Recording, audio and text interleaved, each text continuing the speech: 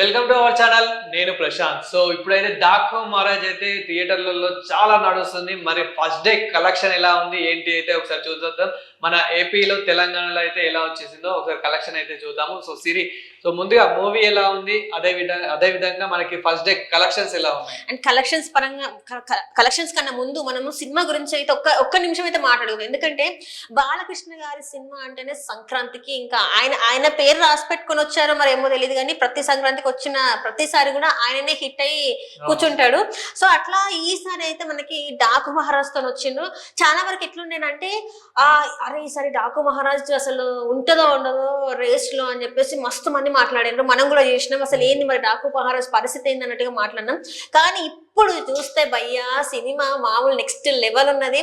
Teaser, trailer, పాటలు అబ్బాబ్బా ఇచ్చి పడేసిందని చెప్పుకోవాలి. జై బాలయ్య అసలు ఎక్కడ కూడా తగ్గేదేలే అన్నట్టు, అంటే పుష్ప తగ్గేదేలే కాదు, డాకు మహారాజ్ బాలకృష్ణ గారు తగ్గేదేలే అని చెప్పేసి మనం మాట్లాడుకోవాలి. అండ్ ప్యూర్లీ ఇది మనకి ఎవరెవరో ఇచ్చినవి కాదు, ఇది జెన్యూన్ గా ఫస్ట్ డే కలెక్షన్స్ ఎట్లున్నాయి, ఎక్కడెక్కడ అంటే సీజన్లు ఎట్లా ఉన్నాయి, నైజంలు ఎట్లా ఉన్నాయి అనే కలెక్షన్స్ అయితే మనం మాట్లాడుకుంటున్నాం. మనం అంటే కొన్ని సినిమాలు మనం చూస్తున్నాం ఫస్ట్ డే కలెక్షన్స్ అయితే కోట్లు అని చెప్పేసి మాట్లాడుతున్నారు. అట్లా అసలు ఆల్రెడీ మీరు పబ్లిక్ టాక్ చూసే ఉంటారు. పబ్లిక్ టాక్ నార్మల్ గా ప్రతిసారి ఇచ్చే రివ్యూవర్స్ కాకుండా జెన్యున్ గా థియేటర్స్ కి వెళ్ళి నార్మల్ అమ్మాయిలు, ఆంటీలు అంటే చిన్న పిల్లలు, పెద్దవాళ్ళు ఇట్లా ఏజ్ అంటూ తేడా లేకుండా ప్రతి ఒక్కరైతే రివ్యూ ఇవ్వడం జరిగింది. అందులో మనకు చాలా ఎక్కువ వినిపించింది అయితే 98% అయితే పాజిటివ్ రివ్యూ అయితే వినిపించింది. సో అదే విధంగా ఒకసారి పాజిటివ్ కలెక్షన్ కూడా చూద్దాము ఎంత వచ్చింది ఏంటి అనేది కూడా.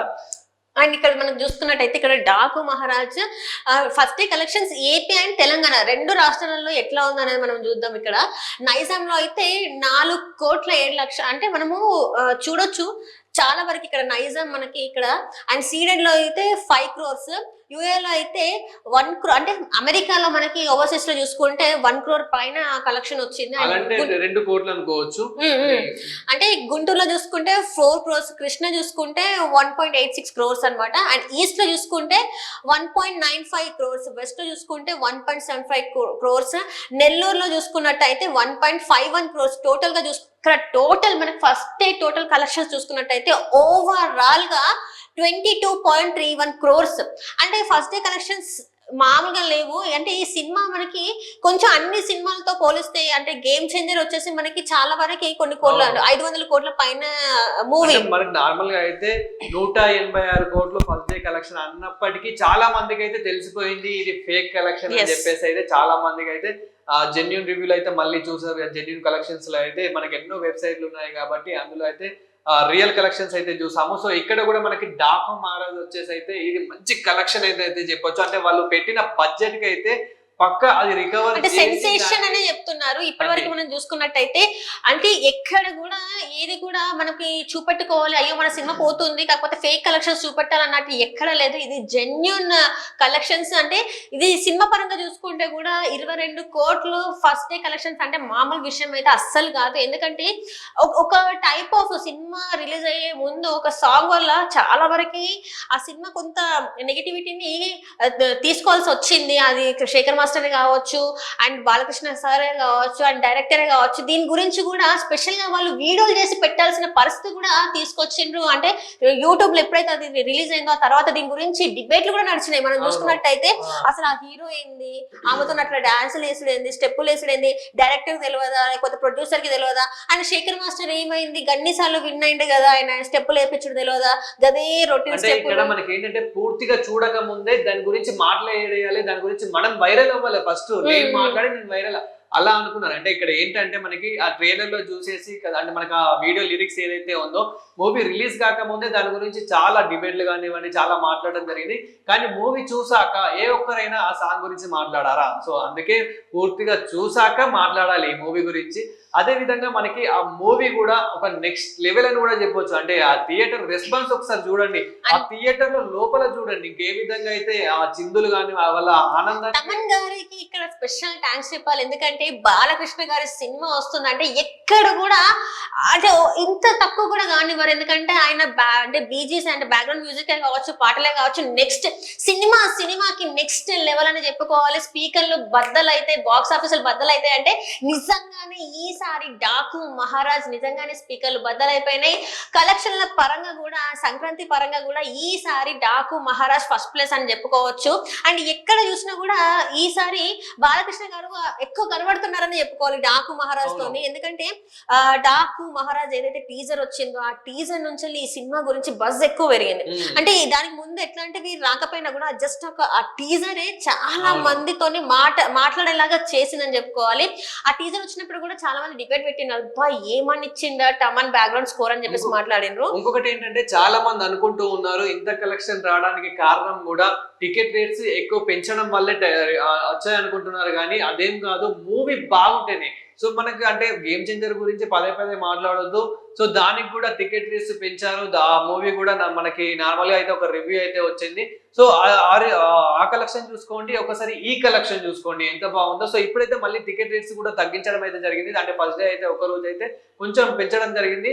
ఇప్పుడు మనకి సెకండ్ డే కలెక్షన్ చూసుకున్నా గానీ ఇంతకు మించే ఉంటుంది తప్ప అంతకు మించి అయితే తక్కువ అయితే ఉండదు. ఇంకా సంక్రాంతి తర్వాత డాకు మహారాజ్ అయితే ఒక నెక్స్ట్ లెవెల్లో ఉండబోతుంది అన్నట్లు కూడా అర్థమైపోతుంది. ఎందుకంటే ఇప్పుడు సంక్రాంతి పండుగలలో చాలా మంది అయితే బిజీ అయిపోయారు మూవీ చూడకపోవడం వల్ల. కానీ అయినప్పటికీ థియేటర్ లో మాత్రం అన్ని ఫుల్ అయిపోతున్నాయి, బాక్స్ ఆఫీస్ బద్దలు అయిపోతుంది.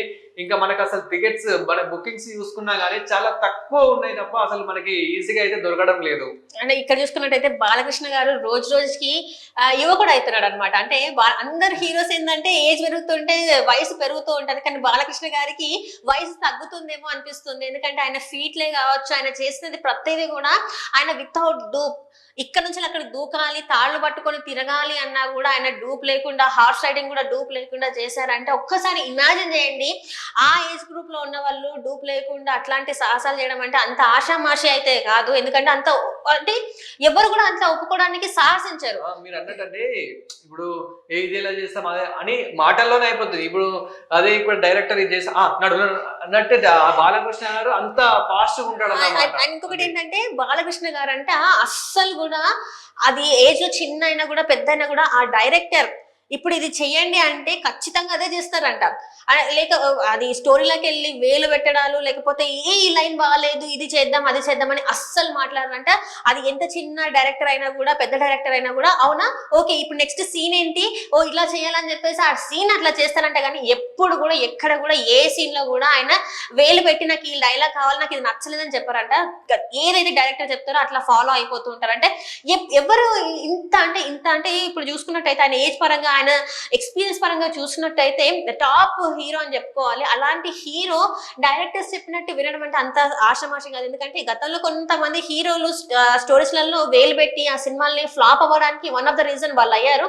కానీ ఎక్కడ కూడా ఏ డైరెక్టర్ తో చేసినా కూడా ఆ డైరెక్టర్స్ మన బాలకృష్ణ గారి ఫ్యాన్స్ అయిపోతారంటే అర్థం చేసుకోండి బాలకృష్ణ గారు డైరెక్టర్స్ తోని ఎట్లా ఉంటారు ఏంటి అనేది.